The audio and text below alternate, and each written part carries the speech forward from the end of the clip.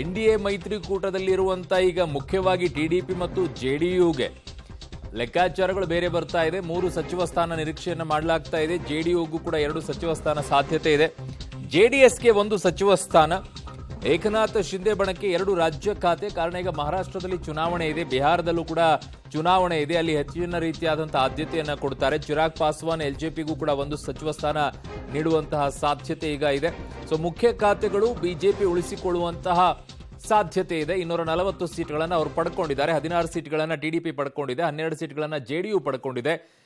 JDS 2 ಸ್ಥಾನಗಳನ್ನು ಪಡ್ಕೊಂಡಿದೆ ರಾಜ್ಯದಲ್ಲಿ.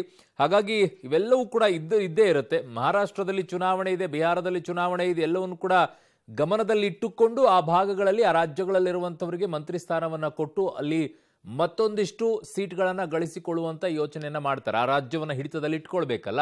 So ಹಾಗಾಗಿ ಆ ಲೆಕ್ಕಾಚಾರಗಳು ಈಗ ಬಹಳ ದೊಡ್ಡ ಮಟ್ಟದಲ್ಲಿ ಕೇಳಿ ಬರ್ತಾ ಇದೆ.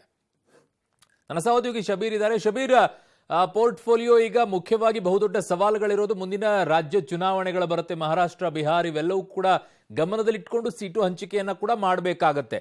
ಬಿಜೆಪಿ ತನಗೆ ಕಡಿಮೆ ಆದ್ರೂ ಕೂಡ ಈಗ ಉಳಿದವರಿಗೆ ಕೊಟ್ಟು ಸಮಾಧಾನ ಮಾಡಿಕೊಂಡು ನಡೆಸ್ಕೊಂಡು ಹೋಗುವಂತ ಪರಿಸ್ಥಿತಿಯಲ್ಲಿ ಇದ್ದಂಗಿದೆ ಈಗ, ಅಲ್ವಾ ಶಬೀರ್? ಖಂಡಿತವಾಗ್ಲೂ ಎಷ್ಟು ಸಚಿವ ಸ್ಥಾನ ಕೊಡ್ತಾರೆ ಅನ್ನೋದಕ್ಕಿಂತ ಮುಖ್ಯವಾಗಿ ಯಾವ ಖಾತೆಯನ್ನ ಕೊಡ್ತಾರೆ ಅನ್ನುವಂಥದ್ದು ಕೂಡ ಬಹಳಷ್ಟು ಮ್ಯಾಟರ್ ಆಗುತ್ತೆ ಅರುಣ್. ಈ ಒಂದು ಕಾರಣಕ್ಕೆ ಒಂದಿಷ್ಟು ಚರ್ಚೆಗಳು ವಿಳಂಬವಾಗಿ ಅಥವಾ ಇನ್ನಷ್ಟು ಹೆಚ್ಚು ನಡೀತಾ ಇರುವಂತದ್ದು ಕೂಡ ನಾವಿಲ್ಲಿ ಗಮನಿಸಬೇಕಾಗತ್ತೆ. ಯಾಕೆಂದ್ರೆ ಯಾವುದೋ ಒಂದು ಸಚಿವ ಸ್ಥಾನವನ್ನ ಕೊಟ್ರೆ ಆ ಪಕ್ಷಕ್ಕೆ ಅದು ಹೇಗೆ ನೆರವಾಗುತ್ತೆ ಅನ್ನುವಂಥದ್ದು ಕೂಡ ಲೆಕ್ಕಾಚಾರ. ಪ್ರತಿಯೊಂದು ಪಕ್ಷವೂ ಕೂಡ ಜನರ ನಡುವೆ ಮತ್ತೆ ಮುನ್ನೆಲೆಯಲ್ಲಿರುವಂತಹ ಖಾತೆಗಳಿಗಾಗಿ ಡಿಮ್ಯಾಂಡ್ ಇಡುವಂತದ್ದನ್ನ ಕೂಡ ನಾವು ಗಮನಿಸ್ತಾ ಇದ್ದೀವಿ. ಒಂದು ಸ್ಪೀಕರ್ ಹುದ್ದೆ, ನಾವು ಫಾರ್ ಎಕ್ಸಾಂಪಲ್ ಟಿಡಿಪಿಯನ್ನು ನೋಡಬಹುದು. ಒಂದು ಸ್ಪೀಕರ್ ಹುದ್ದೆಯ ಜೊತೆಗೆ 6 ಸಚಿವ ಸ್ಥಾನ, ಅದರಲ್ಲಿ 3 ಕ್ಯಾಬಿನೆಟ್ ದರ್ಜೆ ಇರಬೇಕು, 3 MOS ಗಳಿರಬೇಕು ಅನ್ನುವಂತ ನಿಟ್ಟಿನಲ್ಲಿ ಮನವಿಯನ್ನ ಮಾಡ್ತಾ ಇದೆ. ನೀವು ಜೆಡಿಯು ತಗೊಳ್ಳಿ, ಅವರು ಕೂಡ 3 ರಿಂದ 4 ಬೇಕು ಅನ್ನುವಂತ ನಿಟ್ಟಿನಲ್ಲಿ ಮನವಿಯನ್ನ ಮಾಡ್ತಾ ಇದ್ದಾರೆ. ಇದೇ ರೀತಿ ಬೇರೆ ಬೇರೆ ಪಕ್ಷಗಳು ಕೂಡ 1-2 ಸಚಿವ ಸ್ಥಾನಗಳನ್ನ ಕೇಳ್ತಿದ್ದಾರೆ. ಇದ್ರ ಜೊತೆಗೆ ಪ್ರಮುಖವಾದಂತಹ ಪೋರ್ಟ್ಫೋಲಿಯೋಗಳು ಕೊಡಿ ಅನ್ನುವಂತ ಡಿಮ್ಯಾಂಡ್ ಗಳನ್ನ ಕೂಡ ಇಟ್ಕೊಂಡಿದ್ದಾರೆ.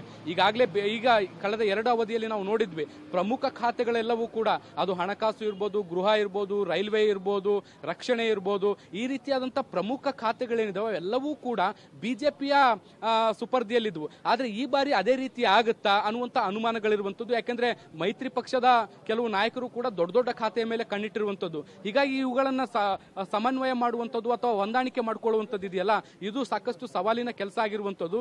ಬಿಜೆಪಿ ತನ್ನ ಅಸ್ತಿತ್ವದ ಜೊತೆಗೆ ತನ್ನ ಹಿಡಿತವನ್ನ ಬಿಗಿಗೊಳಿಸಿಕೊಳ್ಳೋದ್ರ ಜೊತೆಗೆ ಇತರೆ ಪಕ್ಷಗಳನ್ನು ಕೂಡ ವಿಶ್ವಾಸಕ್ಕೆ ತೆಗೆದುಕೊಳ್ಬೇಕು. ಅವ್ರಿಗೂ ಕೂಡ ಒಂದಿಷ್ಟು ಮಹತ್ವದ ಖಾತೆಗಳನ್ನ ಬಿಟ್ಕೊಡ್ಬೇಕಾದಂತ ಅನಿವಾರ್ಯತೆ ಇದೆ. ಅದಕ್ಕೆ ಸಂಬಂಧಪಟ್ಟಂತ ವರ್ಕೌಟ್ ಕೂಡ ಈಗ ನಡೀತಾ ಇರುವಂತದ್ದು ಅರುಣ್.